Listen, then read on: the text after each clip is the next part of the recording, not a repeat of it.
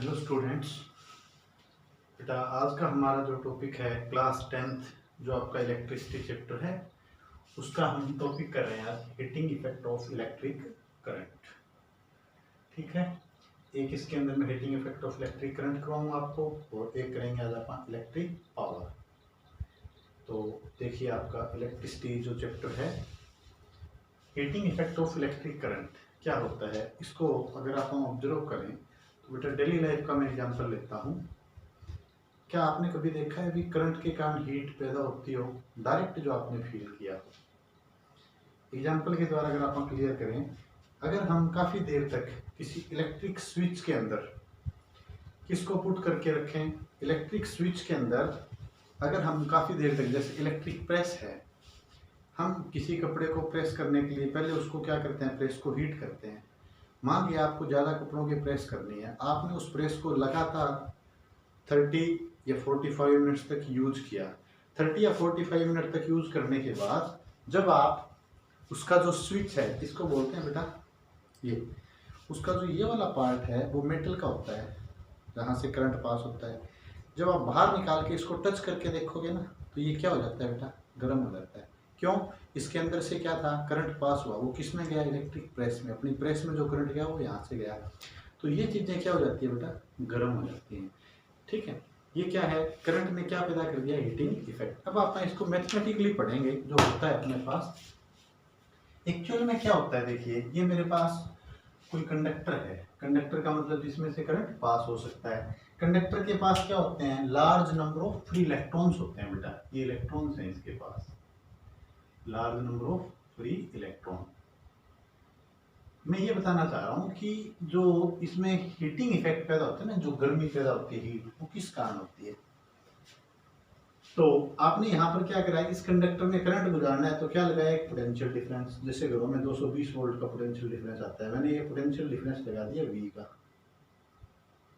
ये potential difference क्या करेगा बेटा, अगर मैं बात करूँ इलेक्ट्रॉन किधर दौड़ेंगे, एक्चुअल में जो करंट है वो तो आपका जाएगा हाई पोटेंशियल से किसकी तरफ, करंट तो जाएगा हाई पोटेंशियल से लो की तरफ।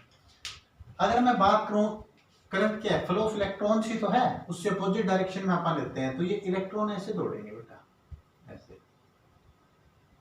ठीक है, इलेक्ट्रॉन्स क्या होगा जब वो दौड़ेंगे, तो इलेक्ट्रॉन कैसे निकला था अपन ने पढ़ा है इस चैप्टर में। एक्चुअल में क्या होता है, कोई एटम है, एटम के अंदर सेंटर वाला पार्ट क्या होता है, न्यूक्लियस, न्यूक्लियस के बाहर क्या होते हैं, ये ऑर्बिट। इन ऑर्बिट से जो इलेक्ट्रॉन निकल गया बेटा, ये ऑर्बिट है, ऑर्बिट से क्या हो गया, इलेक्ट्रॉन निकल गया। इलेक्ट्रॉन के जाने के बाद जो पार्ट बचा, part of atom, part of atom after electron release, after electron releasing, electron के रिलीज होने के बाद जो एटम का पार्ट बचा, सपोज करो उसको मैं ऐसे दिखा रहा हूं इस साइन से, ये मैंने वो पार्ट दिखाया। तो अब इसमें क्या होगा, वो एटम भी पड़े होंगे, इलेक्ट्रॉन तो फ्री हो गया, वो एटम भी तो पड़े हैं ना इसके अंदर। ठीक है, होगा क्या, जब ये इलेक्ट्रॉन इधर जाएगा ना तो इस इलेक्ट्रॉन के क्या होंगे, जब ये इलेक्ट्रॉन चलेगा, इलेक्ट्रॉन कोलाइड, इलेक्ट्रॉन क्या करेगा, कोलिजन करेगा। किसके साथ कोलिजन करेगा, collision with remaining part of atom, remaining part of atom. Atom का कौन सा पार्ट बेटा, जैसे यहां से इलेक्ट्रॉन निकल गया, इलेक्ट्रॉन निकलने के बाद जो एटम बच गया, वो एटम बहुत सारे होंगे संख्या में, अप टू 10⁻26 इतना इनका ऑर्डर होता है 1 मीटर क्यूब के अंदर। अगर मैं बात करूं तो आपको सिंपल इतना समझना है कि इसके अंदर बहुत सारे क्या होंगे, एटम्स होंगे। तो इलेक्ट्रॉन जब जाएंगे तो उनके साथ उनका क्या होगा, कोलिजन होगा बेटा। अब वो कोलिजन ही क्या करता है बेटा, वो कोलिजन ही क्या पैदा करता है, हीटिंग इफेक्ट पैदा करता है। कोलिजन क्या पैदा करता है, हीटिंग इफेक्ट। ठीक है, पार्ट किसके साथ हुआ कोलिजन, एक तो जो एटम का बचा हुआ हिस्सा और दूसरे इलेक्ट्रॉन आपस में भी कोलाइड करेंगे, आपस में भी क्या करेंगे, कोलाइड करेंगे। अब समझ लीजिए इसको, मैंने किसके साथ रिलेट कर दिया, मैंने कहा कि हीट के लिए मेन जिम्मेवार कौन है, कोलिजन। क्या है, collision produce produces heat. Collision किसको प्रोड्यूस करते हैं? हीट को। समझ लिया। देखिए जैसे सर्दियों में नहीं होता, सर्दियों में हमें जब सर्दी लगती है तो हम क्या करते हैं, अपने हैंड्स को ऐसे करते हैं, है ना। तो इस केस में क्या हो रहा है बेटा, जब हम हाथ को ऐसे मूव करवा रहे हैं तो हम अपने हाथों की क्या बढ़ा रहे हैं? काइनेटिक एनर्जी, है ना, काइनेटिक एनर्जी। और काइनेटिक एनर्जी के कारण ये हाथों के ऊपर जो एक दूसरे के ऊपर रगड़ लग रही है उसको क्या कहेंगे हम? फ्रिक्शन। काइनेटिक एनर्जी अगर मैं ऐसे बढ़ा रहा हूं तो मेरे हाथों में क्या डेवलप हो रहा है? ऐसे फ्रिक्शन। तो मैं सिंपली कहूं मेरी जो काइनेटिक एनर्जी है वो किसमें, थोड़ी देर बाद मेरा हाथ गर्म हो जाएगा, किसमें कन्वर्ट होगी? किसमें बेटा? हीट एनर्जी में। तो आप इसको डेली लाइफ के एग्जांपल से अगर जोड़ें, वी रब आवर हैंड, तो जब आप अपने हाथ को रब कर रहे हैं, रगड़ रहे हैं क्या हो रहा है? क्या पैदा हो रहा है बेटा उनमें? रगड़ के कारण आप ऐसे कहेंगे फ्रिक्शन। और फ्रिक्शन किसको पैदा कर रहा है? हीट को कर रहा है ना। यहाँ पर हथेली अपनी ये गर्म हो जाते हैं, सर्दियों में ऐसा आप करते हैं। अब यहाँ पर क्या हो रहा है, अपन सिंपली अगर बात करें तो फ्रिक्शन का काम कौन कर रहा है? आप ये कहते हैं फ्रिक्शन का काम यहाँ पर कौन कर रहा है? जो फ्रिक्शन हो रहा था ना वो किसके कारण हो रहा है? कोलिजन। कोलिजन क्या पैदा करते हैं? कोलिजन इसके रास्ते में रुकावट डालते हैं, यानी रेजिस्टेंस। और रेजिस्टेंस किसको पैदा करेगा? अब इस केस में हीट को पैदा करेगा। समझ में आया? तो मेन हीट के लिए कोलिजन, और कोलिजन किसको पैदा करता है? रेजिस्टेंस को। बता दिया आपको, ठीक है। कोलिजन उसमें रुकावट डालेगा, रेजिस्टेंस पढ़ाया आपको। रेजिस्टेंस का मतलब क्या होता है? करंट के रास्ते में जो रुकावट होती है। रेजिस्टेंस क्या होता है बेटा? पढ़ा है हमने पहले के लेक्चर में, opposition of current. Opposition of current, current का जो विरोध है। अब ये रेजिस्टेंस किन किन चीजों पर डिपेंड करता है? R is equal to rho L by A. इन चीजों पर डिपेंड करता है। किसी भी कंडक्टर का रेजिस्टेंस किस पर डिपेंड करता है बेटा? रेजिस्टिविटी पर, लेंथ पर, उस कंडक्टर की लेंथ कितनी है और उस कंडक्टर का एरिया ऑफ क्रॉस सेक्शन कितना है। तो देखिए अब मैं क्या करता हूं, अगर मुझे ज्यादा हीट चाहिए तो क्या करेंगे? More will be heat, more will be heat if more is R. अगर आपका रेजिस्टेंस ज्यादा है तो हीट भी क्या होगी? ज्यादा। तो अब आपके दिमाग में यह आना चाहिए कि किसी भी, अगर आप बात कर रहे हैं किसकी? करंट के हीटिंग इफेक्ट की, तो अपने को क्या बढ़ाना है? उसका रेजिस्टेंस बढ़ाना है। रेजिस्टेंस डायरेक्टली किसको पैदा करता है? हीट को। कोलिजन बढ़ा के। क्लियर है बेटा यहां तक? अब देखिए, अब जो हीट होती है, हीट क्या है? Heat is a type of, heat क्या है? एक प्रकार की एनर्जी है। Heat is a type of energy. तो अब आपको क्या करनी है? वो कैलकुलेट करनी है कितनी हीट पैदा होगी। अमाउंट ऑफ हीट क्या करनी है? हमें कैलकुलेट करनी है। तो देखिए अब हीट क्या है? Heat is a type of energy. और अपन ये पढ़े एनर्जी क्या होती है? एनर्जी होती है capacity of doing work. Capacity of doing work, 9th class में पढ़ा है अपन ने, कैपेसिटी ऑफ डूइंग वर्क। अगर आपको यह निकालना है कि इस कंडक्टर में कितनी हीट पैदा होगी तो आपको यह देखना पड़ेगा वर्क कितना किया। क्या कैलकुलेट करना पड़ेगा? वर्क। 9th क्लास में आपको ये सिखाया गया है, जब भी एनर्जी निकालनी होती है तो हम क्या कैलकुलेट कर लेते हैं बेटा? उसका वर्क डन कैलकुलेट कर लेते हैं। अब वर्क देखिए, आपने वर्क कब किया? यहां पर क्या था? इस कंडक्टर के अक्रॉस क्या था? Potential difference. ये पोटेंशियल डिफरेंस है। मैं ये कहूंगा कि इलेक्ट्रॉन को क्या करने के लिए, इलेक्ट्रॉन्स हैं, इन इलेक्ट्रॉन को इसके अंदर क्या करवा रहा हूं? मैं मूव करवा रहा हूं। To move electron against resistance, against resistance, against R. भाई विरोध हो रहा है। मैं ऐसे कहूं कि रास्ते के अंदर ये रेजिस्टेंस था, ये रुकावट थी, ये क्या था? रेजिस्टेंस आर था। इस विरोध के विरुद्ध ले जाने के लिए जो वर्क करना पड़ा वो क्या कहलाएगा मेरा? वो वर्क डन ही क्या कहलाएगा? Electric energy. वही हीट पैदा करेगा।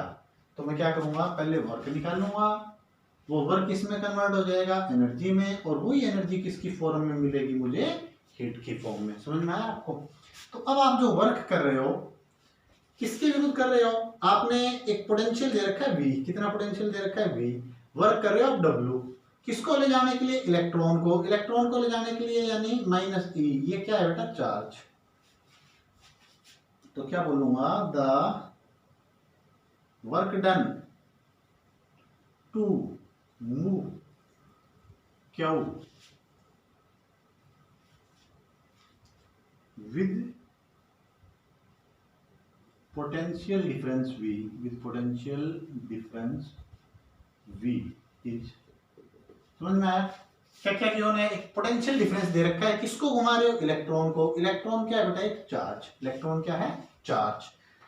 इसको घुमा रहे हो तो उसके लिए वर्क कितना करना पड़ेगा? आपने रिलेशन पढ़ा है पोटेंशियल का। We know that V is equal to कितना होता है बेटा? W/Q।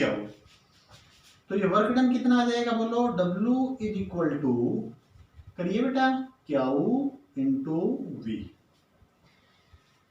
वर्क डन में निकालना था, वो वर्क डन किस में कन्वर्ट होगा? एनर्जी में। और वही एनर्जी किसकी फॉर्म में मिलेगी आपको? हीट। तो मैं उल्टा चल रहा हूँ, पहले वर्क निकाल रहा हूँ, वो एनर्जी में कन्वर्ट करेंगे, वो फिर किस में कन्वर्ट हो जाएगी? हीट के अंदर। क्लियर है? अब देखिए, ये हमने पढ़ा था पोटेंशियल का फॉर्मूला। क्यू क्या होता है? हमने करंट पढ़ा हुआ है, I is equal to Q/T। भी चार्ज का फ्लो करना ही तो करंट है। यहां से Q की वैल्यू पुट कर दीजिए। W is equal to, Q की जगह क्या आ गया? बोलो।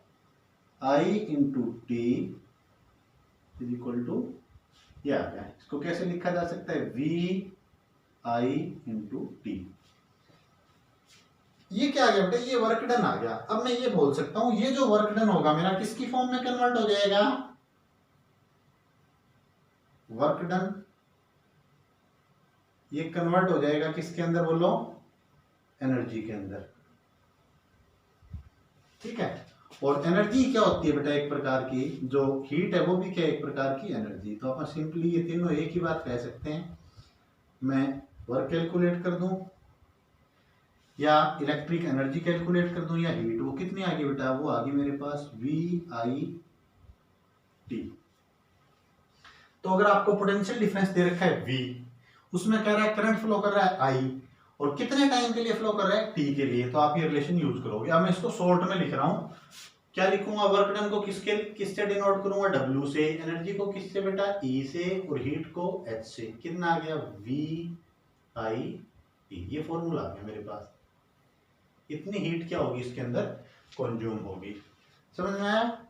देखो, मैंने पूरा इसको एक्सप्लेन किया है कि जो हमारे पास करंट का जो हीटिंग इफेक्ट है वो किस प्रकार से पैदा होता है। समझ में आया? 10th लेवल तक आपका इतना ही जरूरी था समझना। मैंने इसको जोड़ दिया है कि जो हीट होती है उसको ऐसे समझ लो, हीट को पैदा करने के लिए कोलिजन चाहिए, और कोलिजन के लिए रेजिस्टेंस। कोलिजन जैसे ही बढ़ेगा रेजिस्टेंस बढ़ेगा। इसके साथ मैंने जोड़ के इसको एक्सप्लेन किया है। इसको नोट कीजिए बेटा, मैं पूरे फॉर्मूले लिखता हूं इसके, नोट करिए आप इसको। देखिए बेटा, अभी अपन ने हीटिंग और इलेक्ट्रिक करंट के अंदर क्या क्या निकाल दिया? मैंने ये निकाल दिया कि उसके अंदर हीट को पैदा करने के लिए मेरे को कितना वर्क करना पड़ेगा, या मैं कहूँ कितनी इलेक्ट्रिक एनर्जी की उसमें खपत हो चुकी है, या कितनी हीट पैदा हुई है। अभी हमने ये प्रूव किया है। कितना है आपका? VIT। ठीक है? अब इसके और फॉर्मेट देखिए। अब एक ही बात है, मैं वर्क लिखूं, एनर्जी लिखूं या हीट, मैं आगे H यूज कर रहा हूं। ओम्स लॉ क्या कहता है? ओम्स लॉ की स्टेटमेंट क्या है? V is equal to IR। अगर मैं इसके अंदर यूज करूं इस इक्वेशन में, तो H कितना हो जाएगा? V की जगह IR यूज कर लो आप, IRIT। कितना आ जाएगा? I²RT। ये हीट आ गई। ठीक है? यहीं से अगर मैंने अब तो किसकी वैल्यू पुट की है? V की। अगर यहीं से मैं किसकी वैल्यू पुट कर दूं? I की, तो I कितना होता है? V/R। क्या आ जाएगी heat? H is equal to V। I की जगह क्या आ जाएगा? V/R into T। क्या बन गया? V²/R into T। तो मेरे पास जो हीट पैदा हुई, या मैं कहूं वर्क डन निकाल दूं, इलेक्ट्रिक एनर्जी कितनी खपत हुई या हीट कितनी कितनी आई, तीनों फॉर्मूले आप लिख दोगे। वी आई टी, दूसरा क्या है आई स्केयर आर टी, और तीसरा क्या है V square upon R into T. ये फॉर्मूले आ गए। अब ये कौन सा यूज करना है वो डिपेंड करता है आपकी न्यूमेरिकल प्रॉब्लम के ऊपर कि किस तरह का न्यूमेरिकल आपको दिया है, क्या चीज आपसे वो पूछ रहा है। समझ में आया? इस रिलेशन को क्या कहते हैं बेटा? Joule's law of heating effect. Joules law of heating effect. Joules law of heating effect.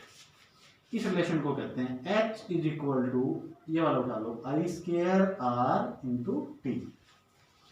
अब देखो, अब ऊपर वाली इक्वेशन में जैसे आपको ये बोलो, क्वेश्चन में ये दे रखा है कि इतना पोटेंशियल डिफरेंस है, उसके कारण इतना करंट फ्लो कर रहा है और इतने टाइम तक, तो आप ये इक्वेशन यूज करोगे। अगर उसने करंट, रेजिस्टेंस और टाइम दे रखा है तो ये, अगर उसने पोटेंशियल, रेजिस्टेंस और टाइम दे रखा है, हीट, एनर्जी या वर्क पूछता है, तो उसके अकॉर्डिंग अपन ये इक्वेशन यूज करेंगे। अब joules law of heating effect है ना, वो इस रिलेशन से अपन डिफाइन करते हैं। देखिए क्या कहता है joules law of heating effect, उसके अंदर अपन अगर डिफाइन करना हो तो क्या होगा बेटा? Joule's law of heating effect क्या कहता है? According to Joule's law of heating effect, heat produced is directly proportional to, Joule's law of heating effect कहता है हीट प्रोड्यूस्ड, यहीं से देख लो, हीट प्रोड्यूस्ड यानी जो H है directly proportional to square of current, और दूसरा क्या हो जाएगा? Heat produced is directly proportional to resistance of conductor, और तीसरा क्या कहता है? Heat produced is directly proportional to time for which current is passing. यानी स्क्वायर ऑफ करंट होगा, कितना उस कंडक्टर का रेजिस्टेंस है और कितने टाइम तक वो हीट पास कर रही है, तो इन फैक्टर के ऊपर डिपेंड करता है, और इसको बोलते हैं joules law of heating effect. बोलो बेटा, क्लियर आपको? अब इसके अंदर देखिए, दूसरा जो आपका टॉपिक है वो है बेटा इलेक्ट्रिक पावर। अच्छा, इसकी यूनिट की अगर आप बात करें तो ये तीनों क्या है बेटा? वर्क है, एनर्जी है, हीट है, ये तीनों, इनकी जो एसआई यूनिट है क्या होगी? एसआई यूनिट होगी जूल।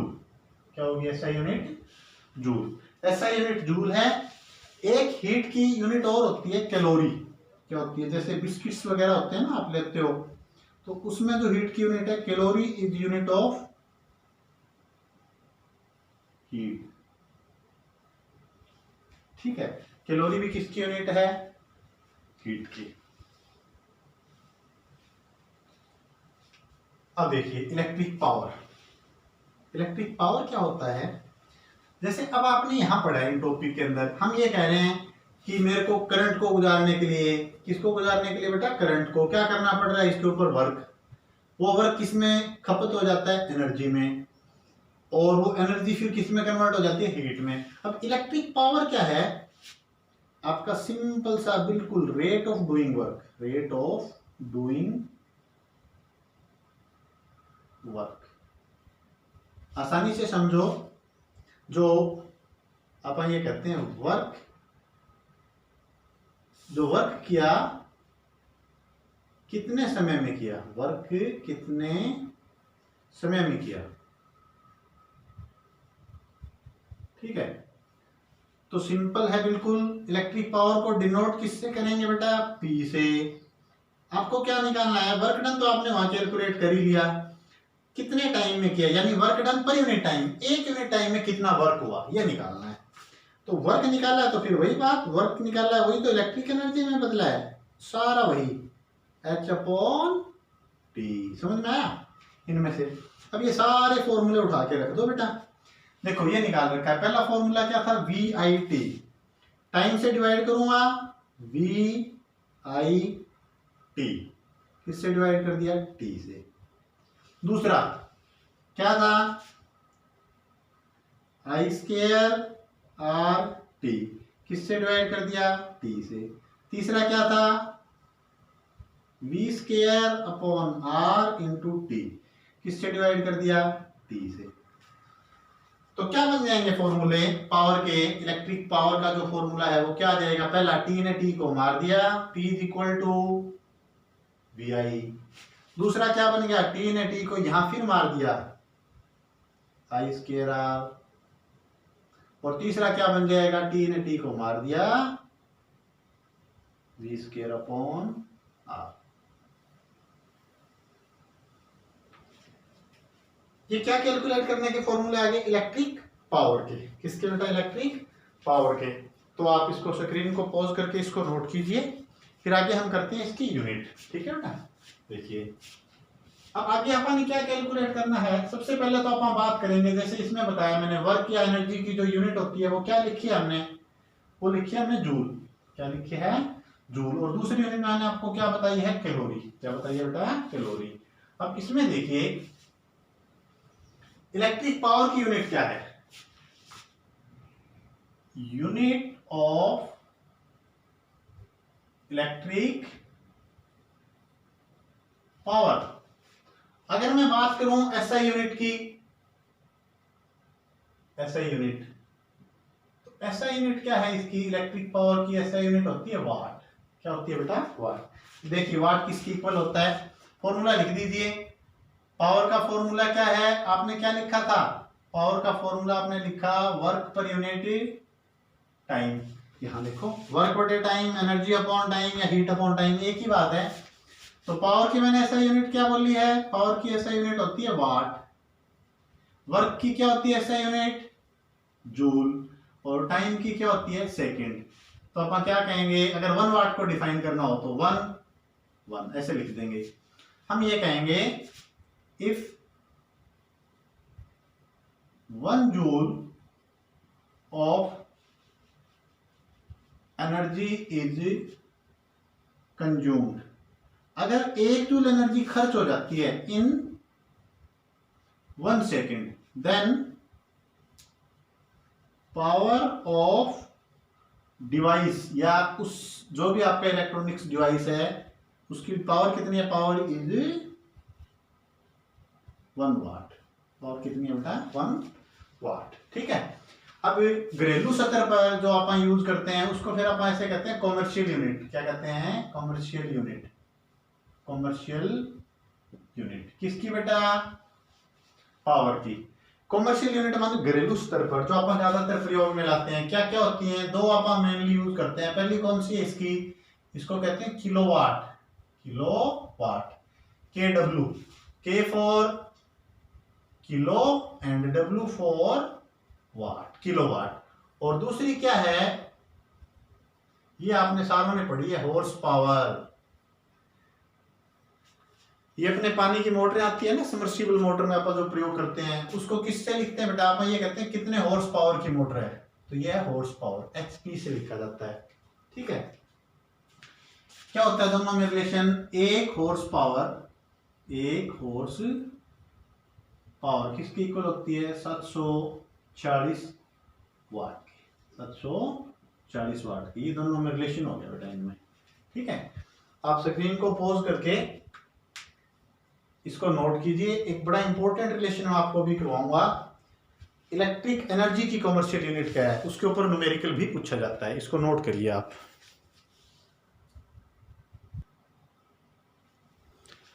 अब देखिए हमारा जो टॉपिक है commercial unit of electrical energy.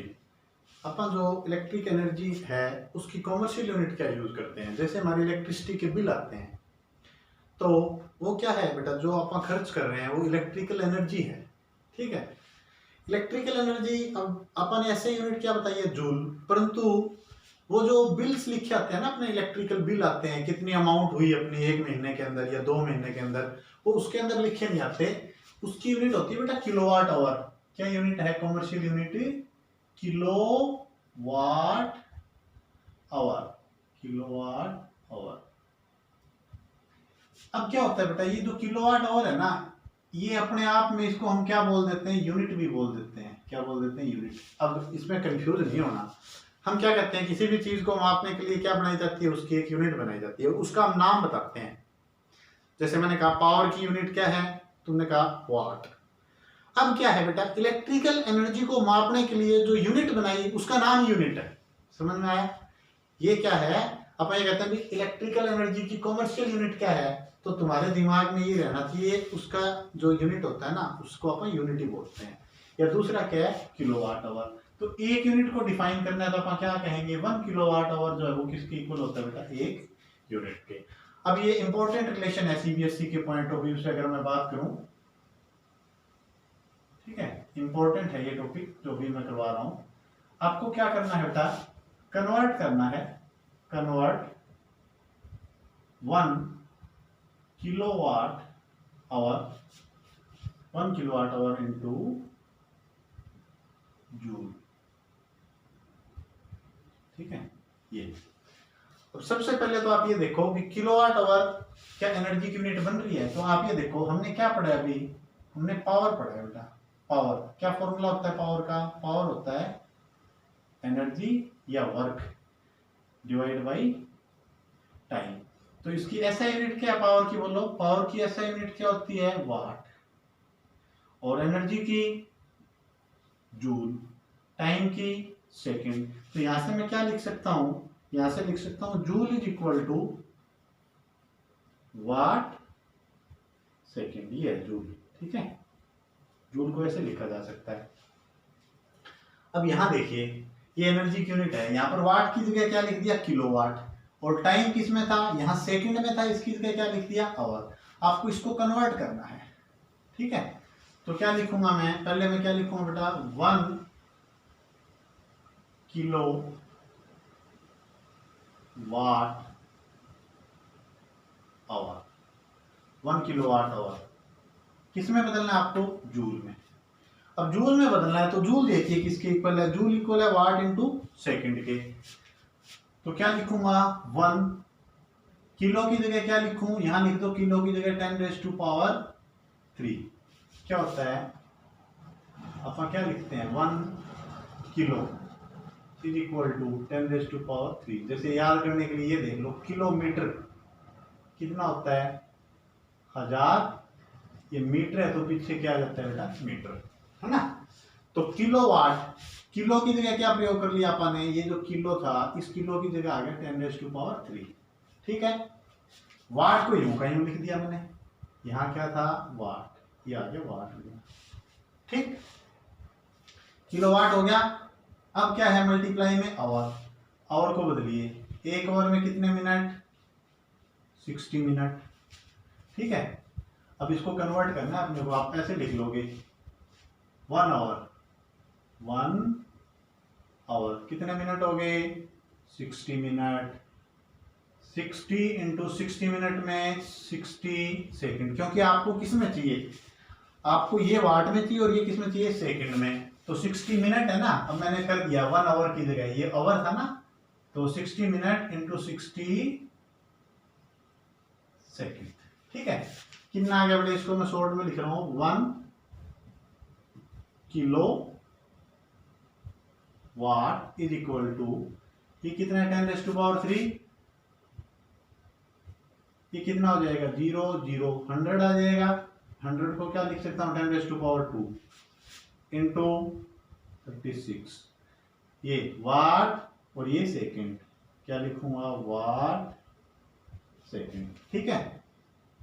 कितना आ गया, 1 किलोवाट इज इक्वल टू, यहां पे कितना है बेटा, 36, ठीक है, इंटू 10⁻⁵। देखो 10⁻² ये है, 10⁻³ है, मैं जोड़ दूंगा, जब बेस सेम होगा तो पावर जुड़ जाएंगे ना, 2 + 3, तो इसको क्या लिख देंगे, 10⁻⁵ वाट सेकंड। जूल ये किसके इक्वल होता है बेटा, वाट मल्टीप्लाइड बाई सेकंड किसके बराबर होता है, जूल के, वाट इंटू सेकंड। तो ये कितना हो जाएगा, यहां लिख लो आप एक बार, ये आ गया वाट इंटू सेकंड।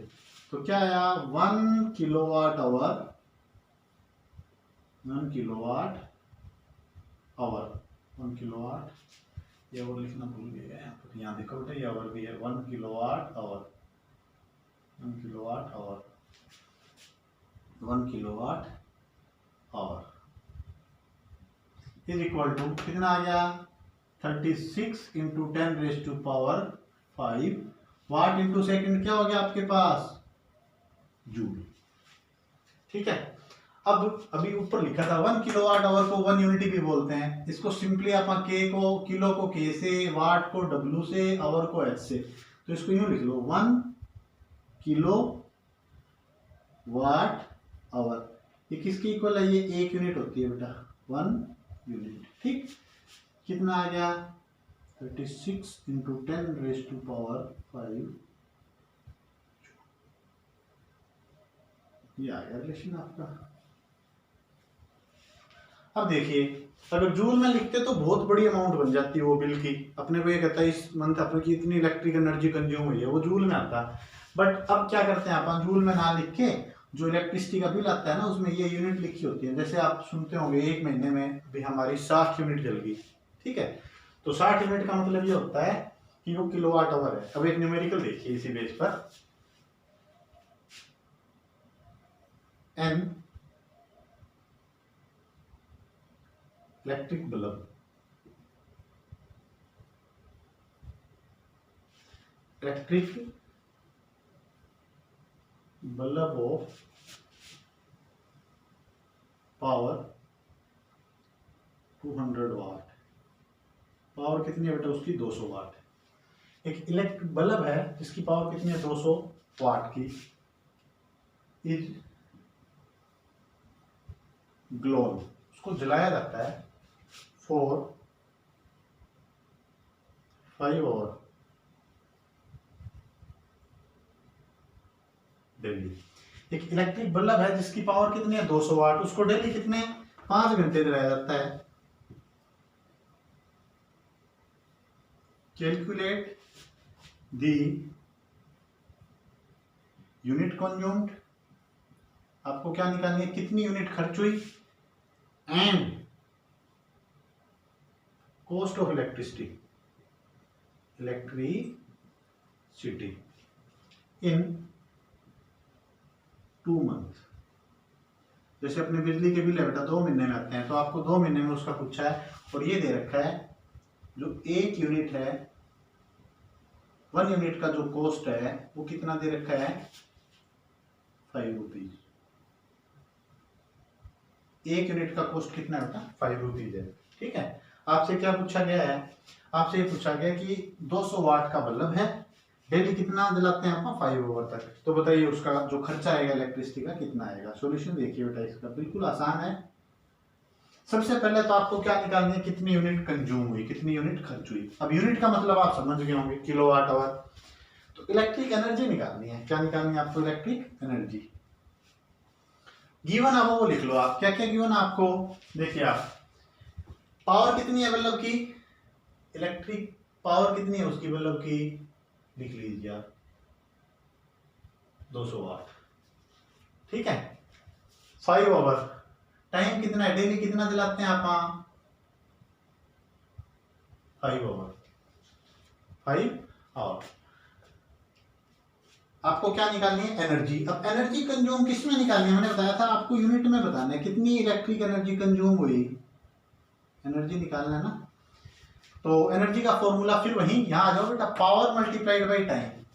एनर्जी क्या देगी, power multiplied by time. Power कितनी 200 वाट, टाइम कितना 5 आवर। भी एनर्जी निकालनी थी, जब आपको पावर दे रखी हो और टाइम दे रखा हो तो एनर्जी का ये फार्मूला यूज करेंगे आप। मैंने ये वाला फॉर्मूला यहां पर यूज कर लिया बेटा एनर्जी का। ठीक है, अब देखिए आपको कितने दिन में पूछिए यूनिट कंज्यूम, कितने टाइम तक करते हैं ऐसा, 2 महीने, 2 महीने तक करते हैं। तो इसको किससे मल्टीप्लाई कर दूं मैं, एक बार तो ये एनर्जी निकाल दो पर डे, ये मैंने ये बता दिया एनर्जी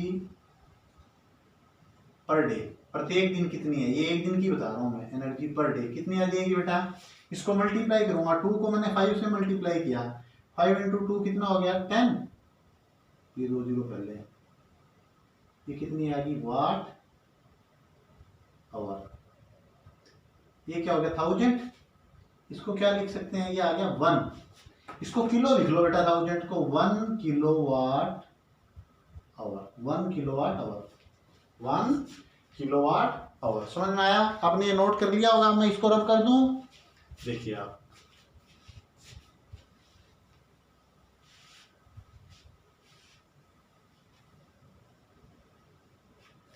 ठीक है। कितनी आई एनर्जी कंज्यूम्ड पर डे, प्रत्येक दिन कितनी एनर्जी कंज्यूम हो रही है, 1000 था ना, इसको मैंने 1 लिख के और इसको किलो लिख दिया बेटा। 1000 क्या होता है किलो, अभी बताया था, 1 किलो इज इक्वल टू 10⁻3, तो ये कितनी आ गई 1 किलोवाट आवर, 1 किलोवाट आवर। तो 1 किलोवाट आवर को अभी ऊपर बताया मैंने, 1 किलोवाट आवर को क्या बोलते हैं आप, 1 यूनिट। तो प्रत्येक दिन में उसने कितनी एनर्जी की खपत करी, 1 यूनिट की, ठीक है।